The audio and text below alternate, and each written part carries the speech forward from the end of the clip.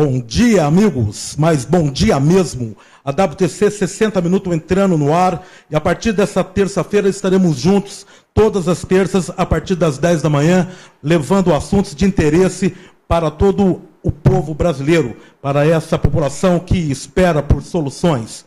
E hoje nós estamos recebendo aqui a professora Raquel Cassoli, que é psicóloga, mestre em educação pela PUC São Paulo, doutoranda pelo mesmo programa e professora universitária do Centro Universitário Unipaulistana.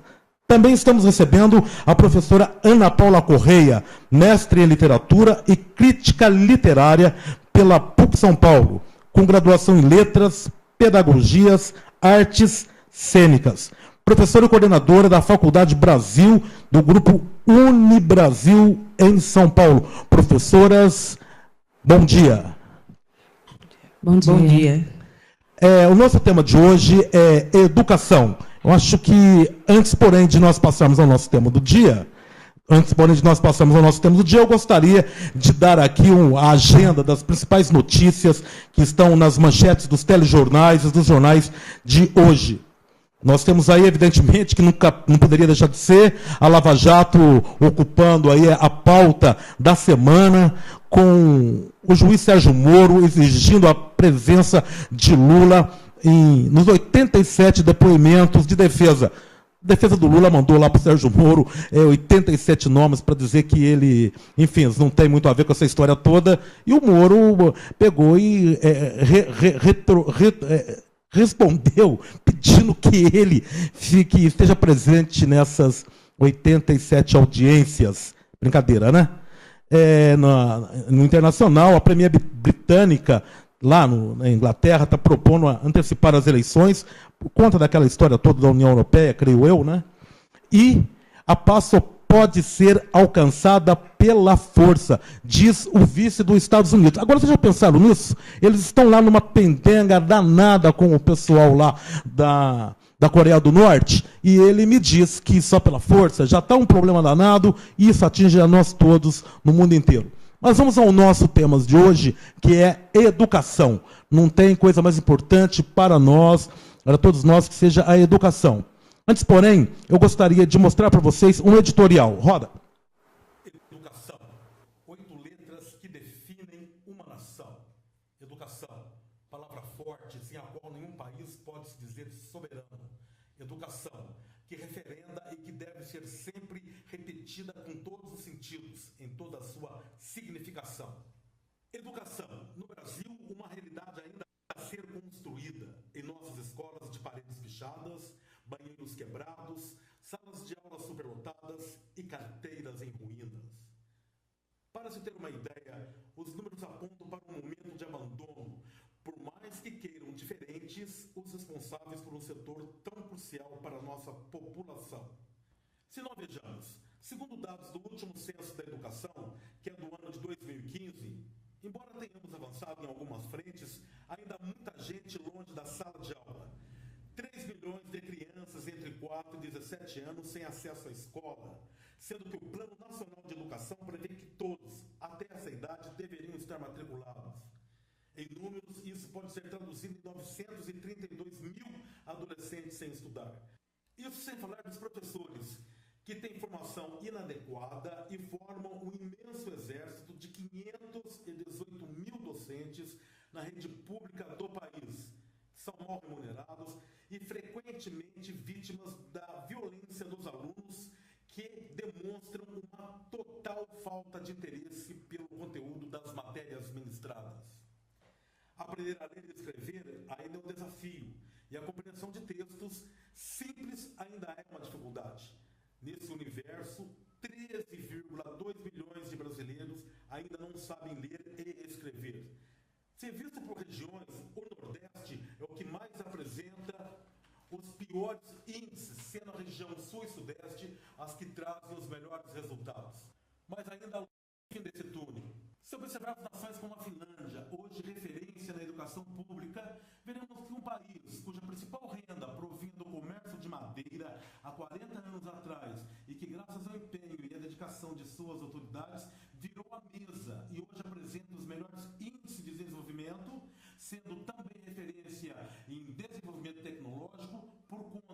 escola que investe na formação de professores, essa mudança é possível. Dando mais autonomia para diretores e docentes e reformulando as bases de sua grade curricular com matérias que incluem o ensino de artes e profissionalizante, esse país do norte europeu fez uma verdadeira revolução em sua educação e hoje 99% dos finlandeses estudam em escolas públicas. Claro que as diferenças populacional e de extensão territoriais são importantes para se conseguir esses resultados em um tempo relativamente curto. No caso da Finlândia, cerca de 30 anos. Porém, um dos fatores que mais influenciaram foi o de ser um país onde a corrupção quase não existe. O fato é que se hoje estamos em um patamar de um país que ainda tateia em busca de uma situação educacional desejada por todos, podemos e devemos investir em recursos para termos profissionais satisfeitos com a profissão que escolheram e que, de longe, é uma das mais nobres, e alunos que respeitem e desejem estar em sala de aula. A grande pergunta é: qual o coach que faremos para atingirmos esses objetivos? A questão está posta. O nosso programa WTC, ele é World Trade Coaching. Na verdade, nós abordamos esses assuntos pelo ponto de vista de onde nós estamos e qual o caminho que teremos que trilhar para chegar aonde almejamos. Professoras, senhoras viram aí todos esses índices, todos esses dados. Professora Raquel, qual é o momento atual da educação?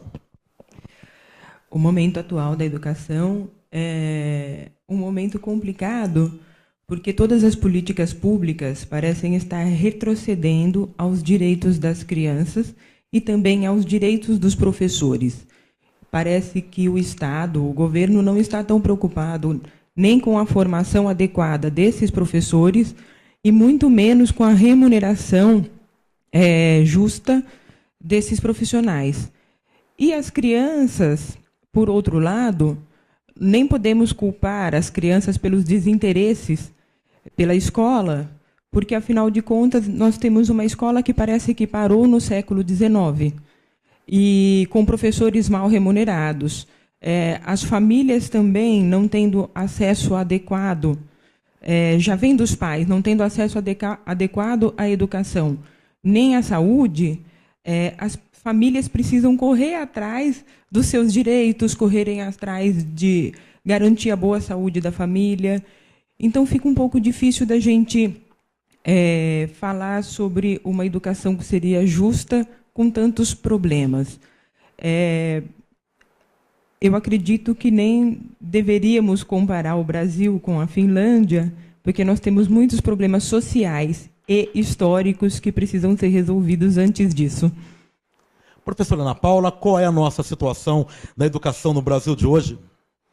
Bom, a nossa situação no Brasil de hoje é uma situação muito complicada, no que tange à questão das políticas públicas voltadas à área da educação, a própria formação do professor, não há esse incentivo à formação do professor, e os problemas relacionados também à questão da estrutura da própria escola, né, e essa situação mesmo da retirada de direitos, né, de direitos conquistados.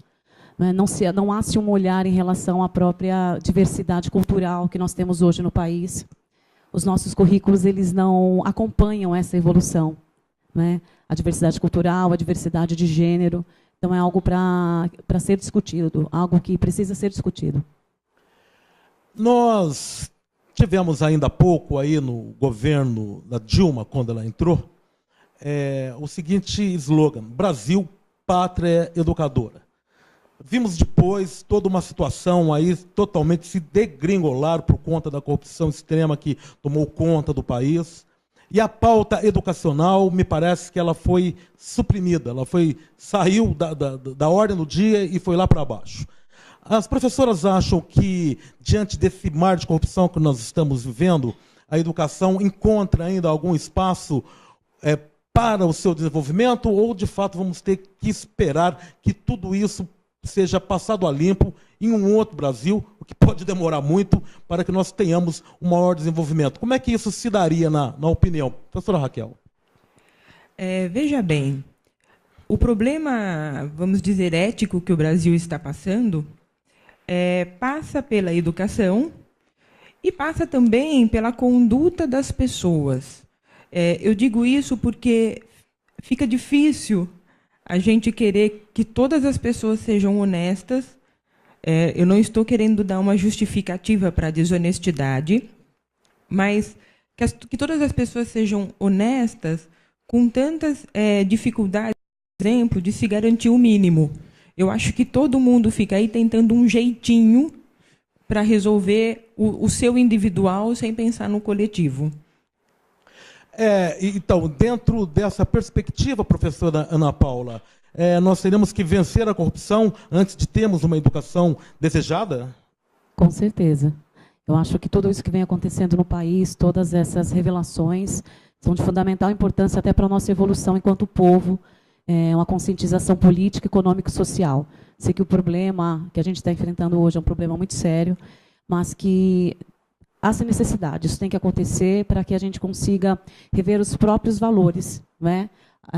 Então, toda a situação que vem ocorrendo hoje. Nós vimos aí no editorial que nós trouxemos aí, que a Finlândia, que era um país, a professora Raquel colocou muito bem, evidentemente que nós temos a nítida clareza de que, até por extensão territorial, por questão de população, e, digamos assim, pela própria história, a Finlândia ela tem uma tremenda vantagem em cima de um país como nós aqui, que temos uma história recente, nós somos um país novo, 500 anos de história, dentro do contexto histórico, nós estamos ainda em nossa adolescência, diria. Mas, de qualquer maneira, tem alguns pontos que se tocam, que foi a reforma educacional que foi promovida lá, e que eu acho que, apesar de todas essas diferenças, que de fato nos remete a uma situação de não podemos que nos comparar a eles, eu acho que, se implementados aqui, como é o caso da valorização do professor, a Finlândia era um país que, há 40 anos atrás, vivia basicamente de exportar madeira. Hoje é um país que tem uma tecnologia imensa, tinha uma educação sucateada, como nós. Exemplo do Brasil, eles tinham uma situação meio análoga. E agora, no momento, eles pegam a Nokia. Nokia, na verdade, que é uma firma de tecnologia, era uma fábrica de botas, alguma coisa desse. Mudou. Ou seja, a educação mudou a face da Finlândia. Então, eu pergunto às professoras aqui, às mestres aqui, como nós podemos fazer para nós atingirmos esse grau de excelência? Mas as professoras vão responder no próximo bloco. Tá? WTC, 60 minutos na televisão do nosso tempo.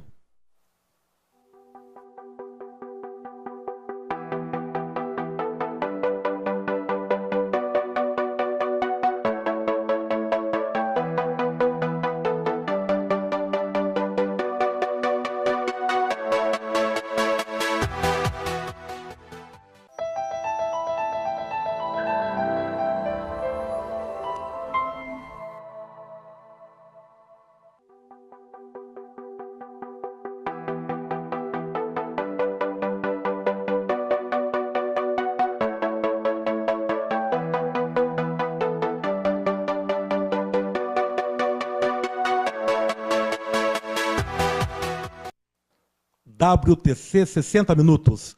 Na Demais TV, a TV do nosso tempo. Então, professoras, como fazemos para termos a educação dos sonhos? Vamos começar com a professora Ana Paula?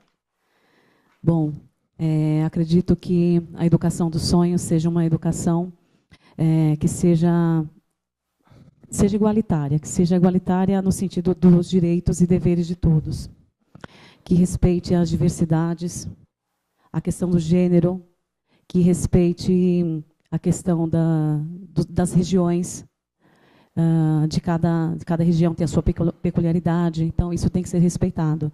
Então, essa seria a educação de qualidade, uma educação que respeite o seu professor, que valorize o seu professor, né? Então, essa seria uma educação de qualidade. Professora Raquel. Eu concordo com a professora Ana Paula. Eu acredito que precisamos, cada vez mais, pensarmos numa educação essencialmente brasileira. Por que isso?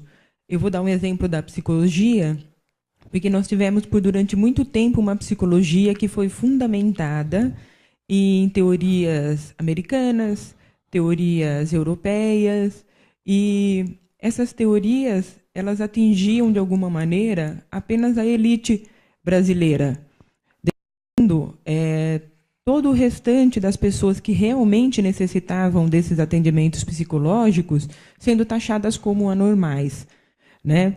A psicologia tem feito uma reflexão crítica acerca dessas teorias, e nós temos hoje algumas teorias que dão muito conta disso, da diversidade, do social, das diferenças sociais, das diferenças de classe econômica, que são muito particulares no Brasil, e até a miscigenação cultural, né? Veja que estamos recebendo migrantes de várias partes do mundo, né? O Brasil é um país extremamente acolhedor, e vamos pensar como isso reflete na educação. Imagine a criança refugiada síria chegando no Brasil. Imagine o refugiado haitiano chegando no Brasil. Então, nós temos que criar uma educação que dê conta de toda essa diversidade, como a professora Ana Paula mesmo disse, e que seja uma educação com esse olhar, né? Uma educação que foi construída dentro das bases históricas brasileiras e dentro dessa diversidade social e cultural que é muito importante. Por isso que eu penso assim, a gente pode chegar, talvez, numa Finlândia, mas não fazendo uma educação finlandesa, mas sim uma educação que seja essencialmente brasileira. Eu cito nesse ponto, eu tive uma experiência em sala de aula. Cheguei, como eu costumo falar, a pisar o chão dessa fábrica.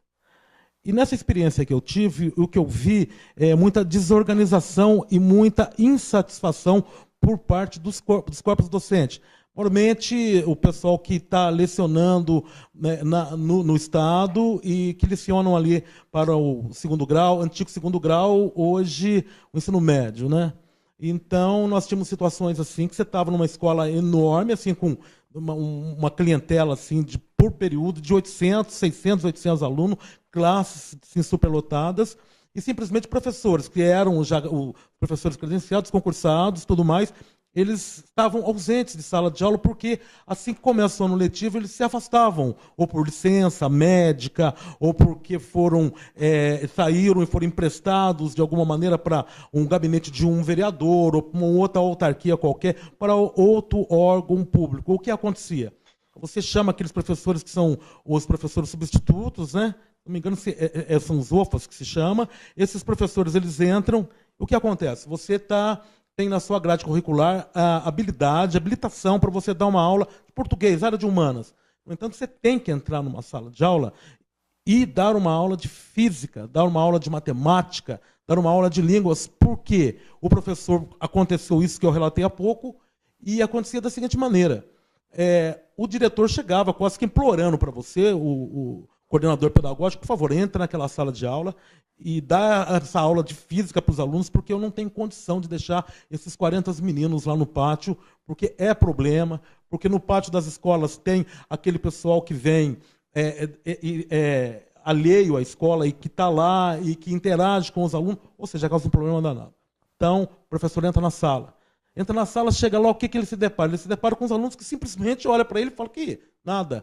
Eu penso que eles os alunos se sentem meio que rejeitados pelo Estado, meio que sucateados, porque, afinal de contas, quem que sou eu no final das contas? Entra qualquer um aqui para dar uma aula cuja matéria é outra, enfim. Eles não são inteligentes. A juventude é inteligente. Esse menino que está lá, ele acaba não tendo interesse. Nós vimos aqui no nosso editorial a questão das agressões aos professores, que eu acho uma coisa extremamente séria e que nos últimos tempos tem tomado um espaço danado dentro, a gente tem visto isso continuamente nas redes sociais.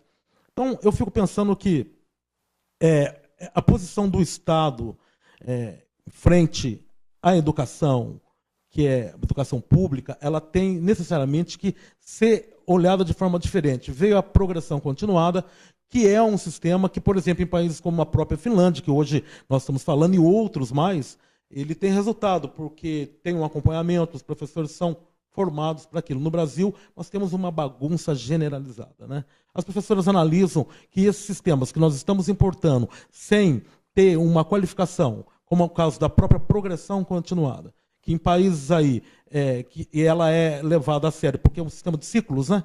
e os professores são preparados, ela dá resultado. E quando vem aqui, a gente tem uma situação de choque com o sistema seriado, enfim, toda essa estrutura que nós temos no Estado e que penso, e as professoras podem responder melhor que eu, também se replicam nas escolas particulares, nós não teríamos que ter um novo andamento pedagógico, um novo paradigma pedagógico para que isso se desse de uma maneira mais conceitual, uma maneira mais organizada? Professora Ana Paula? Bem, no próprio currículo da formação de professores, nós não temos disciplinas focadas na questão de lidar com a diversidade em sala de aula. O currículo é um currículo já antigo, então a gente sonha com uma escola nova, dentro de uma estrutura completamente antiga, antiquada, que não comunga com as demandas atuais. Então, deveria ter uma revisão completa, inclusive no próprio currículo da formação do professor. Porque quando ele sai da faculdade, ele se depara com uma situação completamente diferente da... Isso, muitos alunos nossos da faculdade, eles conversam muito, falam, nossa, professora, a prática não tem nada a ver com a teoria. Né? E, então, isso deveria ser revisto. E, principalmente, a formação humana. Então, a formação humana tem sido deixada de lado.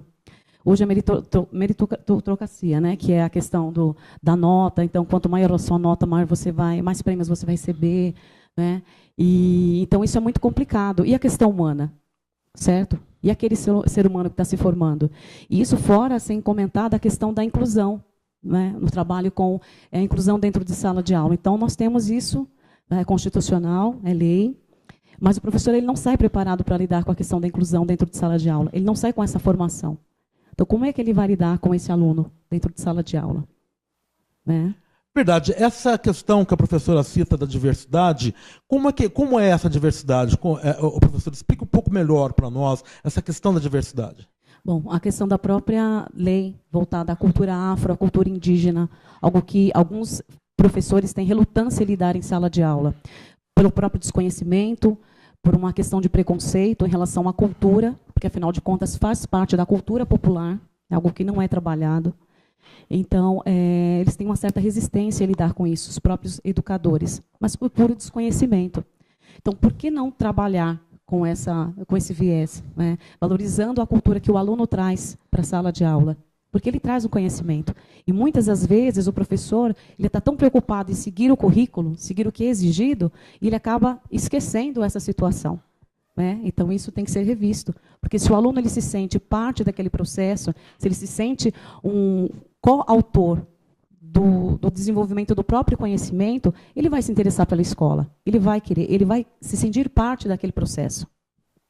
Professora Raquel, essa questão desse desrespeito à diversidade como... Não diria desrespeito, falta de habilidade seria, né, o professor Ana Paula?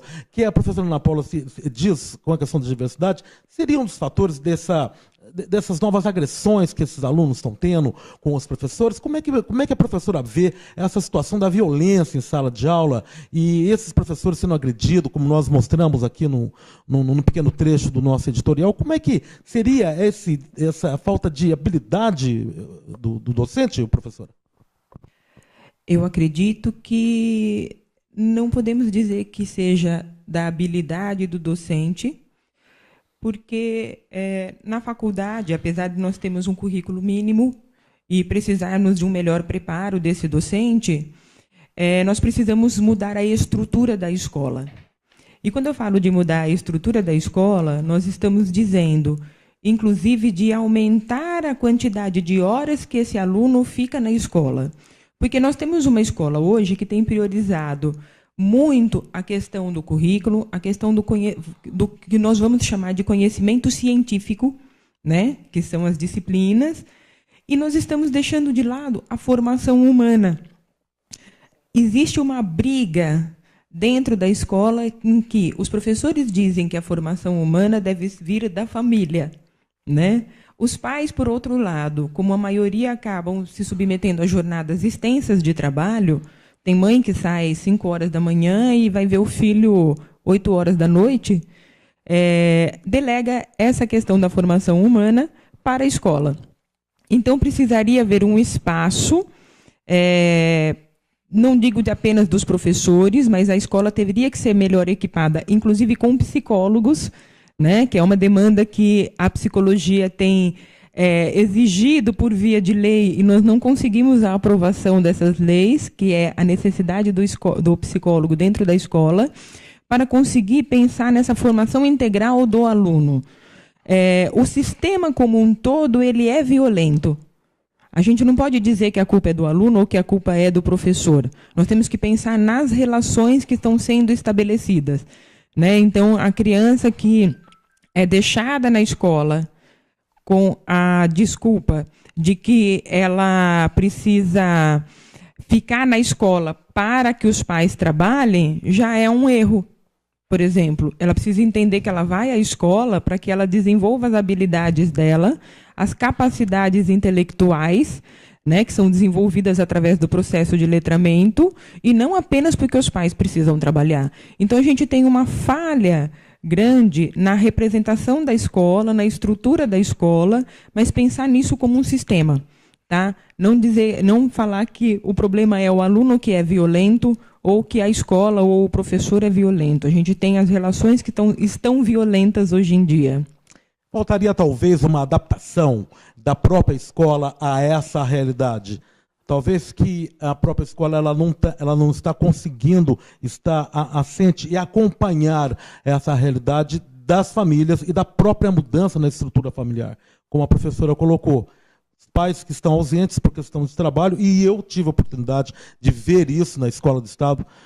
Na época que eu lecionava, eu me lembro que tinha uma moça lá, uma menina, ela tinha 13 anos de idade, e ela sentava na frente 13 anos, e ela estava com um barrigão imenso. Era uma criança sendo mãe de outra criança, né? E eu pergunto a ela, mas minha querida, você, né? É que aí fico sabendo depois por outros meios que os pais, vindo do interior, procurando uma melhor condição, se ausentavam durante todo o dia, foram morar numa pensão e a menina ficava sozinha. O resultado foi que ela se envolveu e acabou engravidando aos 13 anos de idade. E isso, nossas escolas estão cheias de situações como essa, e as drogas que estão premiando muito, né?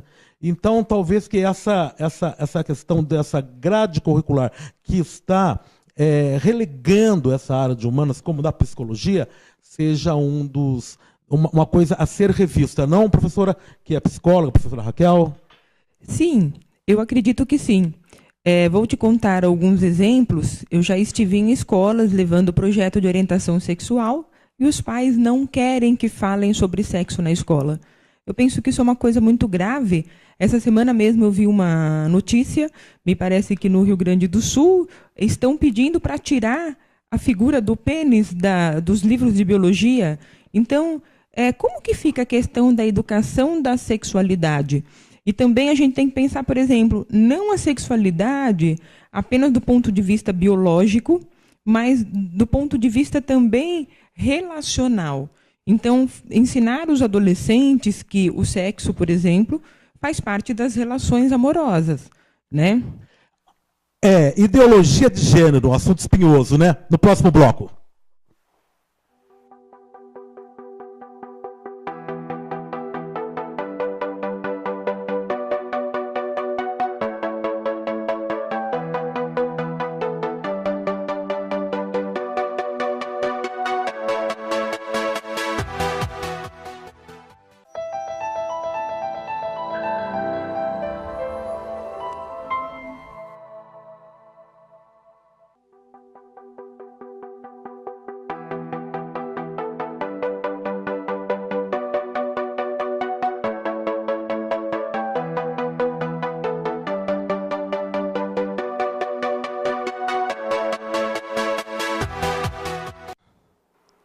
Estamos de volta com o WTC 60 Minutos, nesse papo muito agradável e muito elucidativo com as professoras Raquel e Ana Paula. WTC 60 Minutos pela Demais TV, a TV do nosso tempo. E falávamos sobre a questão das orientações, a discussão sobre a orientação sexual em nossas escolas.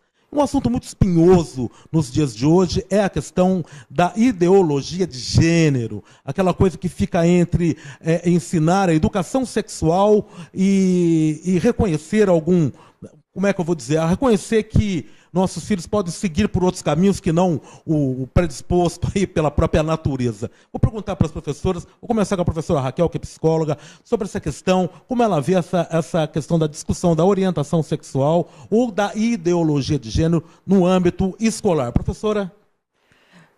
Eu considero a orientação sexual um assunto necessário nas escolas. Inclusive, como eu comecei falando no bloco anterior, ele é necessário, inclusive, para a gente discutir sobre as relações interpessoais. Né? Imaginem você que os adolescentes estão ali no auge das descobertas. Né? Essas descobertas são sempre grupais. E quando eles não encontram lugar para falar sobre aquilo, por exemplo, um espaço dentro da escola, abertura dentro da família, porque o interessante é isso, a família não quer que fale na escola, mas também a família não quer conversar sobre isso. A família mesmo tem muita dificuldade de seguir com essas orientações. Você mesmo estava dizendo da aluna grávida, né? A gente precisaria, vamos dizer que de uma integração ali de escola e posto de saúde, para que os profissionais também do posto de saúde possam orientar esses adolescentes em relação à contracepção. E não adianta falar que não vai fazer. Eles estão fazendo. E por que não orientar para que isso seja feito de forma segura? Agora, em relação à ideologia de gênero, né, as discussões sobre as questões de gênero dentro da escola, precisamos, de uma vez por todas, tirar os véus do preconceito, né? Embora eu sei que isso é um debate muito acalorado, mas a gente tem que pensar que não existe como você induzir uma pessoa a fazer algo que não está dentro dela. Né? Então, às vezes, eu já ouvi algumas pessoas dizerem do tipo, porque agora ser gay é legal, então todo mundo vai virar gay. Eu acho que não é que ser gay é legal. Eu acho que as pessoas estão tendo uma maior liberdade de expressão, né? Eu acho que isso é garantido pelos direitos humanos, que as pessoas possam se expressar da maneira, liberdade para se expressarem da maneira como desejam. Então, eles percebendo que existem essa abertura, eles estão lutando pelos direitos deles. E eu acho que isso precisa ser falado para tirar os véus do preconceito. E eu vejo que, assim, olha como esse assunto casa com a questão da violência. Né? Eu vi recentemente uma notícia que, na verdade, nem era atual, era uma notícia um pouco antiga, de um grupo de adolescentes que mataram um rapaz transexual, espancaram ele, filmaram e colocaram na rede. E aí, junto com a notícia, tinha um pedido da mãe dizendo que por que fizeram isso com o filho dela? Né? Ele nasceu se sentindo mulher, ele estava lutando para se sentir mulher. O transexual ele não ofende ninguém, ele não mexe com ninguém. Tem até uma frase que o pessoal fala assim, você é contra o casamento gay? Ok, não case com um gay. Né? Mas não impeça as pessoas de se expressarem. Então, acho que são coisas que precisam ser conversadas dentro da escola e que fazem parte dessa questão do desenvolvimento humano. Passa pela questão da ética, passa pela questão de se construir relações interpessoais com respeito, com amor. Então, é muito bonito a gente falar, vamos falar sobre amor e não vamos falar sobre sexo, mas está junto, são temas que são correlatos. Agora, estranho é a gente passar uma vida inteira dando orientação sexual na aula de biologia, como se fossem dois bonequinhos, né? Duas maquininhas, e não é isso não é assim que as coisas na vida funcionam. Então, falta a escola desenvolver esse fator humano, vamos dizer, esse aspecto mais humanizado da vida. Aliás, tornar a vida mais humanizada, eu acho que vai ser a chave para a gente acabar com a violência. Com certeza. Professora Ana Paula, educação sexual nas escolas, ideologia de gênero sendo discutido no âmbito das salas de aula? É aquilo mesmo que a professora Raquel colocou, né? Retirar os véus do preconceito. E aí essa discussão ela é ampla, mas ela é necessária. Porque os nossos jovens, se eles não encontram respaldo na família e nem na escola, aonde ele vai procurar respaldo? Certo? Então, é uma discussão que tem que ser realizada. O jovem de hoje ele precisa ser aceito, precisa ser ouvido. E isso tem que ser respeitado, né? A opinião tem que ser revista, porque o futuro é deles, né? O futuro é deles. E cai muito nessa questão mesmo que a professora colocou sobre a situação da violência, né? Então, parte da educação humana. Então, a educação humana, tanto dentro de casa quanto na escola, né? A questão do respeito às diferenças, certo? A questão do respeito a si mesmo, né? Então, tudo isso. Sem correr aqui o risco de ficar dando volta em torno de nós mesmos, mas é tão quão espinhoso a discussão que hoje se aposta das famílias com relação à questão dessas orientações sexuais toda dentro de sala de aula, e eu tenho pessoas que são do meu âmbito de amizade, pessoas jornalistas, intelectuais, pessoas da política, que as opiniões são as mais divergentes. Mas existe um outro fator aí também que nos remete muito à questão da violência, não só contra os professores, mas entre os próprios alunos. Nós temos visto também aluno aí matando aluno dentro de sala de aula, e alunos jovens. Esses dias mesmo tinha uma moça, acho que de 12 anos, se não me engano, que foi morta ali numa briga por uma outra colega lá de sala de aula de 14 ou 13 anos, alguma coisa assim. Então, eu penso que existe aí uma questão também que tem que ser muito contemplada, que é a questão ligada à disseminação das drogas nas escolas, e a essa cultura que nós estamos vivendo hoje de que tudo pode. Também que a carga de informação que nossos jovens hoje estão recebendo através das redes sociais, internet, enfim, é muito grande. Como as professoras veem essa questão e qual seria uma possível solução, se é que ela existe, para essa questão desse grande avanço das drogas nas escolas? Professora Ana Paula? Bem, eu acredito que um trabalho voltado à saúde, então a união entre a questão da saúde e a escola, seriam fundamentais aí no desenvolvimento de um trabalho, um projeto voltado a essa discussão. Professora Raquel, que é psicóloga, a saúde mental ela está extremamente ligada a esse fator, né? Nossos jovens estão com a saúde mental um pouco abaladas, professora? Eu acredito que sim. Eu acredito que o problema das drogas, por exemplo, está muito relacionado a essa dificuldade que os jovens têm de estabelecerem vínculos, né? Num mundo que está sendo virtualizado, as relações estão sendo mais rápidas, né? Tem um filósofo que fala do mundo líquido, né? Porque é tudo muito rápido, tudo muito fluido. Nós estamos deixando de ensinar os nossos jovens a se relacionar, né? E isso passa, de alguma forma, também pela questão das drogas, porque o aprendizado ele não se faz por via apenas do intelecto, né, do fato de eu dizer para o aluno como que ele deve fazer, mas ele passa também pelo exemplo, né? As pessoas imitam as relações que elas veem. Então, os colegas estão dentro da escola num ambiente de disputa. Infelizmente, né, a gente tem uma educação que privilegia muito a questão da competitividade. Eu acho que até quando a gente fala da questão da diversidade, a gente precisa mudar essa forma de educar. A nota não pode ser o mais importante. A gente precisa exigir que os alunos tenham uma relação cooperativa para que a gente possa incentivar outras formas de relação que não apenas o que vence o melhor. Né? Essa é uma forma da gente reduzir a questão da violência. Agora, em relação às drogas, eu acho que também é um assunto muito espinhoso. Eu tenho algumas experiências onde é difícil falar sobre drogas dentro das escolas. Algumas escolas públicas estão em território de tráfico. Isso é um assunto para o profissional da escola, é claro, e os profissionais são impedidos de fazer orientação em relação a isso.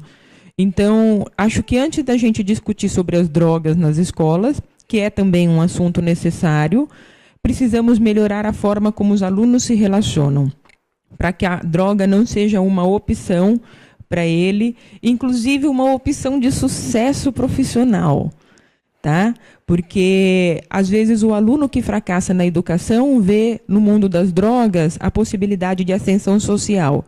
Imagine que ele se torna um criminoso poderoso, uma pessoa rica está lá comprando carrão, exibindo joias, a escola não vai ser mesmo interessante para ele. É melhor ele ser traficante e adquirir o tão desejado sucesso capitalista, porque é uma noção capitalista de sucesso, né? Do que continuar na escola e viver, vamos dizer que honestamente. Eu fico pensando assim, que isso que a professora bem colocou, ele é uma prerrogativa do próprio sistema seriado, né? Me lembro que na época que eu trabalhava, você repetia de ano ou você passava de ano. Repetir de ano significava um castigo, de fato, né? Era uma execração, inclusive, entre os colegas, a família se sentia extremamente ofendida quando seus filhos repetiam de ano, né? E confesso a vocês que eu repeti um ano só, tá? Mas talvez que eu tenha ali, isso foi lá no ginásio, antigamente, era o sistema ginasial e colegial e tudo mais, né? Veio aí a progressão continuada para tentar trazer um alento, até porque a questão do sistema seriado, ele provocava uma evasão escolar muito grande, né? E só que a progressão continuada, ela veio de uma maneira que não é um sistema cíclico que necessita que o aluno tenha um acompanhamento durante um período todo ali, uma carga de ciclo mesmo, né? E os professores estejam preparados para isso, né? Não é o que está acontecendo. Nós temos um sistema de progressão continuada que é cíclico junto ali com o sistema seriado. No fim das contas, você acaba promovendo o aluno que não sabe ler, não sabe escrever, as avaliações ficam relegadas a um segundo plano. Então, eu vejo que essa questão realmente dessa forma, dessa educação díspare, ela causa esse problema e ela acaba remetendo também o aluno, como bem falou a professora, dentro desses bolsões de mais pobreza, onde o crime organizado está imperando mais, onde há um tráfico de drogas ali mais clemente, e o cidadão, esse traficante, né, que também tem vida curta, mas, enfim, que no seu auge está ali saindo com as meninas mais bonitas, com os carrões e tudo mais, eles acabam sendo um referencial de sucesso para aquele aluno que... Professora Ana Paula, por gentileza. Eu queria colocar também que a questão das drogas, claro que está muito mais envolvida na questão da região da periferia e tudo mais, mas que ela também alcança outros níveis, não é? Então, a classe média alta, nós temos, sim, infelizmente, casos de jovens que são envolvidos com droga. Então, uma outra situação também a ser discutida, a questão das drogas, é o modo como nós ensinamos os nossos jovens hoje a lidar com os desejos, as frustrações, os ciclos da vida. Como é que a gente ensina, como é que a gente trabalha o nosso jovem a lidar com tudo isso, né? Então, é sempre a busca do sucesso, é sempre a busca do dinheiro, da fama, da mulher bonita, né? Tudo que a mídia vende de bonito, né, nas propagandas. Mas e a questão humana? Né? Como você lida com isso? Como é que nós, pais, professores, sociedade de uma maneira geral, nós lidamos com essa situação de ensinar o jovem a lidar com os ciclos da vida, né? Com o sucesso, com a trajetória, com o trabalho. Como é que a gente ensina esse jovem? Então, a escola hoje tem falhado nesse sentido, né? Não, excelente colocação, e esses referenciais mesmos, eles são referenciais que na cabeça ainda a informação, numa mente a informação, eles são muito poderosos e eles acabam dentro de um contexto onde os parâmetros estão muito assim misturados, digamos assim, você acaba se guiando pelo mais fácil, que é isso aí. Mas professoras, que a questão aí está muito relacionada também à estrutura familiar. A estrutura familiar que nós temos hoje, ela está muito em xeque. Acho que a gente, voltando um pouco à fita e falando sobre a questão até da sexualidade, a questão, e eu não estou colocando aqui nenhum juízo de valor sobre isso, mas a questão a própria da família, que muda com casamentos entre pessoas do mesmo sexo, com crianças sendo adotadas por casais do mesmo sexo. Volto a repetir, não estou fazendo nenhum libelo contra isso ou aquela, não tem juízo de valor, mas isso reflete em cima do conceito da família, aquele conceito de família, pai, mãe e filho.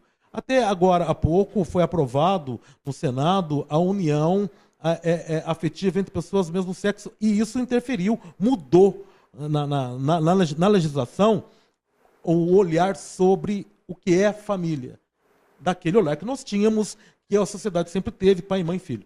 Então, nós temos um novo conceito. Eu acho que isso impacta muito também os jovens. Não seria, professora Raquel? Eu fico pensando que é um problema muito mais do como a sociedade lida com isso, né? Porque, veja bem, a gente pode dizer que os casamentos entre pessoas do mesmo sexo não tem, até o momento, sido o problema em si, né? As crianças que são adotadas por casais homossexuais são afetivamente saudáveis, às vezes até mais saudáveis, vamos dizer, em termos de saúde mental, do que uma criança que fica sendo jogada de um lado para o outro. Né? Então, aquela família que se desfez, a mãe não quer ficar com o filho, o pai também não fica, deixa com a avó já uma pessoa idosa, cansada, não tem condições, talvez nem físicas, nem emocionais, de criar essa criança. Então, essa criança vai sendo deixada de lado.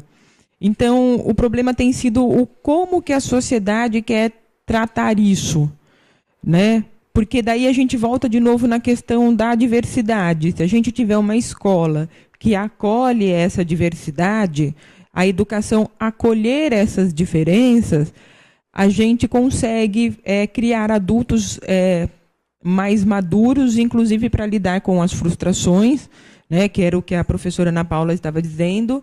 A gente consegue criar pessoas mais tolerantes, porque eu vejo que hoje em dia existe uma intolerância muito grande, né? As pessoas perdem a paciência com muita facilidade, querem impor a sua verdade com muita frequência, e a educação não consegue fazer a parte dela nesse sentido de fazer com que essas diferenças sejam diminuídas. Muito pelo contrário, parece que a gente tem enfatizado, né, essa questão do preconceito, né? Veja, por exemplo, a questão do Dia dos Pais, do Dia das Mães. Né? Eu sofro pelas crianças que não têm mãe. E não têm mãe por diversos motivos. Mães que faleceram, mães que abandonaram. Então, por que a escola insiste em fazer esse tipo de celebração? E aí eu não estou nem falando do não ter a mãe por ser um casal homoafetivo, mas por não ter a mãe por outras questões. Isso para ela deve ser infinitamente mais doloroso do que para uma criança que é adotada por dois pais e um dos pais acabe fazendo a função materna, né? A função de cuidados maternos. Então, a gente precisa rever uma série de questões dentro da educação que aceite essa diversidade. Até porque eu fico pensando que, de fato, a sociedade, como ela é formatada, Dia das Mães, Dia dos Pais e tudo mais, e dentro desse esse novo conceito, vamos dizer assim, que está acontecendo, ou seja, dois pais, como é que isso seria, né, absorvido pela sociedade? Eu fico pensando também que esse menino, essa menina, como eles vão ser na escola, como será o tratamento entre os colegas, né? Então, eu fico assim, eu sou de opinião que nós estamos numa fase de transição no que tange a estrutura da família. E essa transição ela está tendo um imenso impacto dentro das bases educacionais. Pois não, professora? Eu posso te dizer que as crianças são fantásticas nesse sentido. Né? Vou te contar rapidinho uma experiência que eu tive com criança com síndrome de Down. Né? Era uma criança que arrancava a roupa na sala de aula da 3ª série. Né, do 3º ano. Arrancava a roupa na sala de aula, ficava pelado, e os colegas achavam aquilo o máximo. Um dia, conversando com uma outra mãe, a mãe preocupada, porque falou, olha, Raquel, você não acha que isso pode ser um problema para minha filha, conviver com uma criança com síndrome de Down? Eu pensei assim, bom, diga para ela, pergunte para ela qual que é o problema. Chamamos a menina veio e falei, bom, o que você acha do seu amiguinho fulano? Ela falou assim, nossa, ele é o menino mais inteligente da sala. Eu falei, é mesmo? Por quê? Ela falou assim, porque ele é o único que tem coragem de tirar a roupa quando está um calorão do caramba. Eu só olhei para a mãe e falei assim, bom, você acha que isso pode ser prejudicial para sua filha? Tipo, ela vê que ele tira a roupa, tá calor, ela também tem o desejo de tirar a roupa, mas ela sabe que não pode tirar. Então, assim, existe a questão do preconceito é muito colocada pelo adulto. Muito. Talvez a gente tenha que aprender mais com as crianças essa questão da diversidade do que ficar nós querendo interferir dentro da escola. Professora, só complementando isso, deixa eu lhe fazer uma pergunta aqui. Uma criança com síndrome de Down, ou uma criança com qualquer outro tipo de, como é que eu vou colocar? Enfim, numa escola com os alunos, é possível que tenha o mesmo tratamento? Não há nenhum tipo de, como a professora está colocando, essa absorção por esse coleguinha? Como é que isso se dá? Isso não teria que estar numa outra escola? Como a professora vê isso? Não, como que seria isso, professora? Olha, isso faz parte do que nós chamamos da inclusão escolar.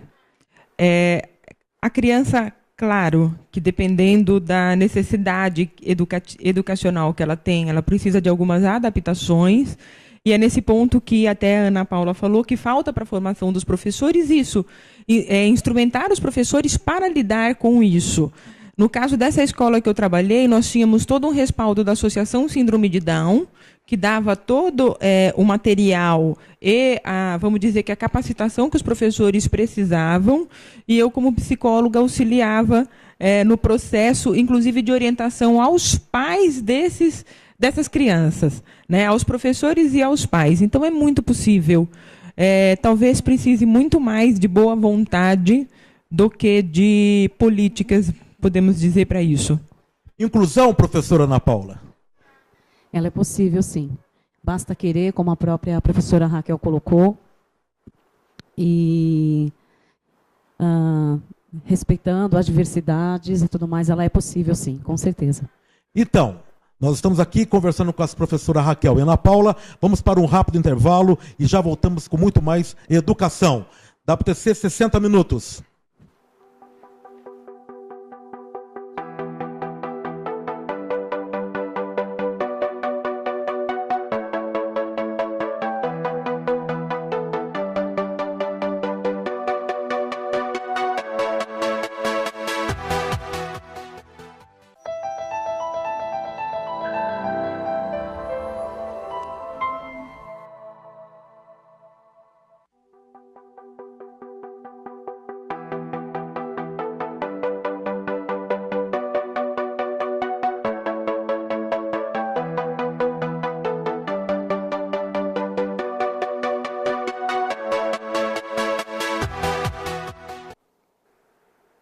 WTC 60 minutos, na Demais TV, a TV do nosso tempo. O tempo passa muito rápido, a gente nem vê, sobretudo quando o papo é extremamente agradável e extremamente esclarecedor, como o que nós estamos tendo. Infelizmente, chegamos ao final do nosso programa e aqui agradecendo imensamente a participação da professora Raquel, com todo o seu conhecimento, a professora Ana Paula, sensacional a simpatia e o conhecimento das professoras. Eu gostaria que elas fizessem agora um breve encerramento aqui, com algumas palavras de como é a educação dos sonhos. Professora Raquel. Bom, para mim a educação dos sonhos é uma educação igualitária, uma educação justa, e é uma educação que vai permitir à classe social menos favorecida ascender socialmente e plenamente. Eu acredito que a gente pode ter um futuro melhor se nós tivermos pessoas em pé de igualdade. Igualdade de direito, educação, saúde, tudo. Igualdade de oportunidades. Professora Ana Paula. Eu acredito sim numa educação de qualidade, ela é possível, desde que sejam realizadas políticas públicas em prol da escola, da sua estrutura, da formação do professor, certo? Que é o grande mediador disso tudo. Então, a valorização do professor, a valorização do seu trabalho e da sua formação, acima de tudo. Quero deixar aqui consignado o meu convite, porque nós temos muito que falar sobre educação ainda. Então, está consignado o meu convite, professora Raquel e Ana Paula. Elas vão voltar aqui, vamos falar muito mais, muitas coisas que ainda ficaram hoje aqui. Nós iremos estar, com certeza, voltando. Novamente, muito obrigado, professoras. Agora, no encerramento desse programa hoje, eu gostaria aqui de falar sobre esse veículo, a televisão, e para isso eu trouxe aqui um texto muito educativo que ele serviu como base para a formação de muitos estudantes na área de comunicação. Esse texto é de Edward Murrow, que foi um jornalista de meados do século passado que enfrentou o macartismo, que foi um período muito caça-bruxas nos Estados Unidos, quando um senador, Joseph McCarthy, resolveu caçar comunistas e, indiscriminadamente, ele começou a julgar a todos. Nós estamos vivendo um momento histórico no país, onde as opiniões estão muito de um lado ou de outro. Eduardo Moro disse o seguinte, e isso se refere à televisão. De tempos em tempos, devemos ressaltar a importância da informação. Vamos sonhar com a possibilidade de sempre podermos usarmos este veículo para fazermos um estudo mais aprofundado da educação ou da saúde em nosso país. Penso que a imagem de patrocinadores não seria afetada. O que aconteceria é que milhões de pessoas ficariam mais informadas sobre assuntos que podem determinar o futuro desse país e, portanto, o futuro de nossas próprias instituições. E aqueles que dizem que as pessoas não se interessam, que são mal educadas, complacentes e alienadas, respondo que, na minha experiência de comunicador, encontrei... Travou aqui o papel. Na minha experiência de comunicador, encontrei provas concretas contra essa afirmação. Porém, se assim não for, o que temos a perder? Porque se a televisão, seja ela aberta, a cabo, assinatura ou via internet, servir apenas para divertir as pessoas e as alienar, veremos que essa luta foi em vão. Esse veículo pode ensinar, esclarecer e educar. No entanto, só poderá fazer isso se usarmos com esse objetivo. Ou será apenas um aglomerado de luzes e tecnologia. Então, isso é uma reflexão sobre o WTC 60 Minutos e sobre a importância de uma televisão que faz e que discute temas de grande importância para o nosso país. WTC 60 Minutos, pela Demais TV, a TV do nosso tempo. Temos encontro marcado na próxima terça. Venha!